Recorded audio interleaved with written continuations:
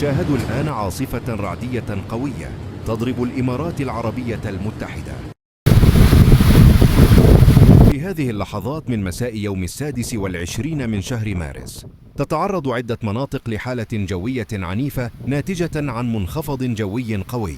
أمطار غزيرة تهطل على مناطق واسعة، مع برق ورعد مستمر ورياح عاتية تصل سرعتها إلى أكثر من 70 كيلومترا في الساعة.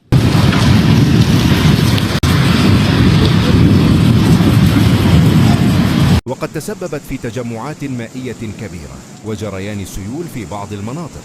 تم تسجيل صعوبات في الحركة على الطرق. العاصفة تؤثر على مدن مثل دبي وأبو ظبي ليك الله صل على النبي. كما تأثرت حركة الطيران بسبب سوء الأحوال الجوية. تحذير مهم: الحالة مستمرة وقد تشتد خلال الساعات القادمة. وسط تحذيرات رسمية من استمرار الحالة حتى يوم الجمعة، مع تحذيرات من انخفاض مستوى الرؤية بشكل كبير.